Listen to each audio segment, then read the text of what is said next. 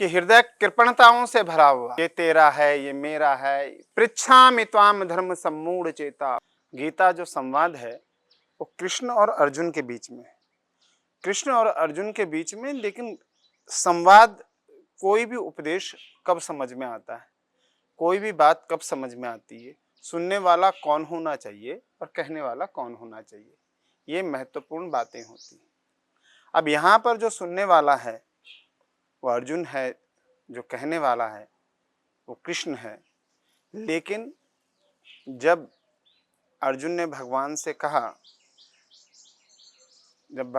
कि मेरे सेनयोर भयोर मध्य रथम स्थापे में अच्युतः, कि दोनों सेनाओं के बीच जाकर के मेरा रथ स्थापित कर दीजिए।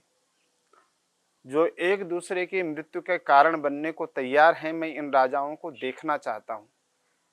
और जब अर्जुन ने ऐसा देखा और ऐसा सुना, तो फिर कृष्ण ने ऐसा सुनने के बाद दोनों सेनाओं के मध्य जब रथ खड़ा ले जाकर कर दिया, तब वास्तव में अर्जुन के जो प्रश्न है, अर्जुन की जो दशा है, जो अर्जुन की जो स्थिति है, वह बात कर रहा है।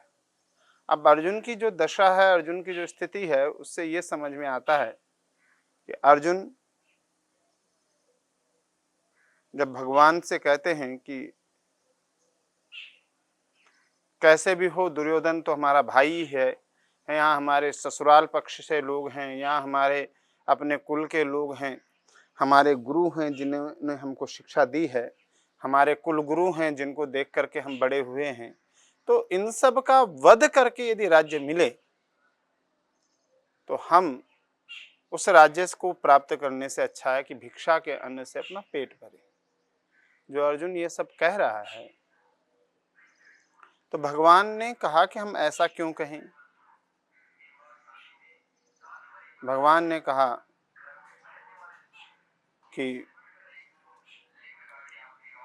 क्लैव्यमाश्मगमा पार्था नैत्वत्व उत्पद्यते क्षुद्रम हृदय दौर्बल्यम तक्तो तिष्ठ परंतपा, कि हृदय की नपुंसकताओं का नाश करो।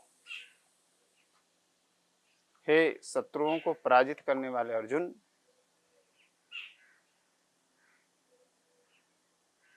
खड़े हो जाओ और युद्ध के त्यक्तो तिष्ठ परंतपः, शत्रुओं का नाश करो, त्याग दो इन हृदय की दुर्बलताओं को। अर्जुन ने कहा कैसे, आप रहस्य बताइए कैसे। तो भगवान ने पूछा कि भाई हम क्यों बताएं, तुमसे हमारा संबंध क्या है, पहले तो संबंध स्थापित हो ना।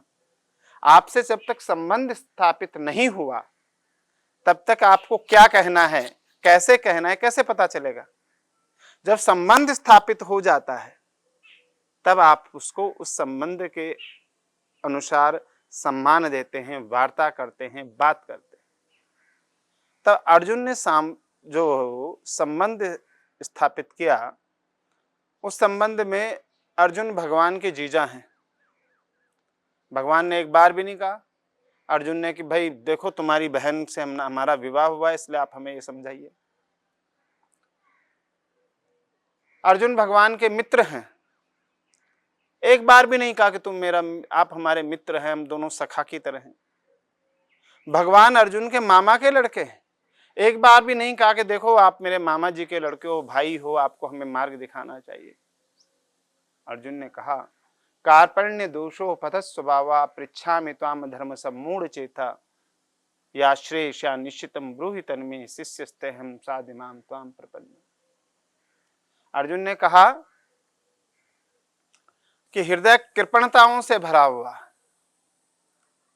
ये तेरा है, ये मेरा है, इतना तेरा इतना मेरा, कृपणता से भरा हुआ।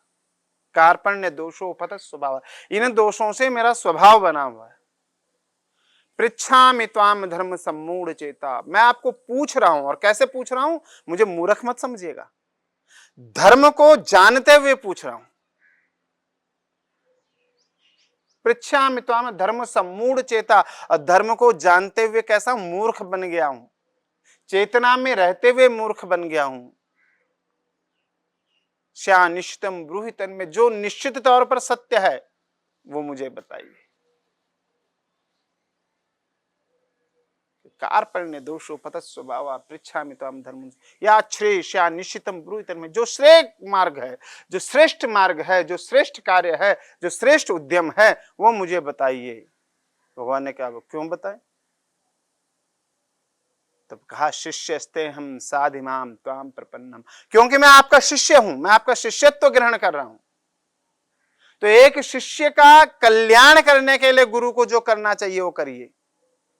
इसलिए कहा, क्या शिष्य को क्या क्या कर्तव्य बता रहे अर्जुन? शिष्यस्ते मम साधिमाम, अब मुझे आप साधो, पवित्र कर दो, मेरी बुराइयों को दूर कर दो, मेरे पापों को नष्ट कर दो। साधिमाम त्वाम प्रपन्नम, और साधने के बाद मुझे क्या कीजिए? मैं आपकी शरण में हूं। लेकिन यहां पर शरणागति नहीं ली अर्जुन ने ली प्रपन्न गति। प्रपन्न गति क्या होती? शरणागति है, आपने किसी के चरणों पे अपना सिर रख दिया, आप उसकी शरण में माने जाते हैं, यह है शरणागति। और प्रपन्न गति क्या है? प्रपन्न गति क्या है? कि आपने उसके चरणों के नीचे सिर रख दिया, कि चाहे तो मार दीजिए, कुचल दीजिए, चाहे कंठ लगा लीजिए। अर्जुन ने प्रपन्न गति दी कि आपके चरणों के नीचे मेरा सिर रखा हुआ है, चाहे तो मार दीजिए, चाहे पार लगा दीजिए, लेकिन ये रहस्य जो गीता का है ये मुझे समझाइए, ये जीवन का रहस्य है। और जब जीवन का ये रहस्य समझ में आया सबके, इसलिए गीता को समझने के लिए पहले अर्जुन बनना पड़ेगा, आप शिष्यत्व ग्रहण करना पड़ेगा, कृष्ण का शिष्यत्व ग्रहण करना पड़ेगा, जिससे आप गीता श्रवण कर रहे हैं उसका। अगर पुस्तक पढ़ के लोग ज्ञानी बन जाते तो अब तक गीता के पता नहीं कितने ज्ञानी इस संसार को मिल गए होते। एकमात्र ऐसा धार्मिक ग्रंथ जिसका संसार की लगभग प्रत्येक भाषा में अनुवाद हुआ, ऐसी कोई भाषा नहीं है जिसमें गीता का अनुवाद ना हुआ हो, जिसे प्रत्येक, आज जिनको हम विकसित राष्ट्र बोल रहे हैं, जर्मनी, जापान, यूरोप, अमेरिका, सब जगह छात्रों के स्कूली सिलेबस में जिसे पढ़ाया जा रहा है वो गीता है। इस गीता को समझने के लिए वही कि या तो कृष्ण के प्रति शिष्यत्व का भाव हो, कृष्ण के शिष्य बनो, अर्थात जिससे आप श्रवण कर रहे हैं उससे शिष्यत्व ग्रहण करें और फिर गीता को सुने, और एक अज्ञानी की तरह गीता को सुने। जिस प्रकार अर्जुन ने सुना, अर्जुन ने बिल्कुल अपने ज्ञान ध्यान, वरना आप गीता का प्रथम अध्याय अगर पढ़ेंगे और उस पर विचार करेंगे तो अर्जुन परम ज्ञानी है। और उस गीता के प्रथम के अध्याय के आधार पर हम कह सकते हैं कि आज अगर अर्जुन होता तो 30-40 PhD उसने कर ली। उसके बावजूद आज जो हम कह रहे हैं, गीता को समझने की आवश्यकता है। इस राष्ट्र को, इस राष्ट्र की उन्नति के लिए, इस राष्ट्र के कल्याण के लिए गीता समझनी चाहिए, गीता पढ़नी चाहिए, गीता पढ़ानी चाहिए। और गीता को समझने के लिए यही है कि आप शिष्यते हम साधिमाम त्वाम प्रपन्नम, कि मैं तुम्हारा शिष्य हूँ और मुझे अपनी शरण में लीजिए। इसी के साथ ओम नमो नारायण।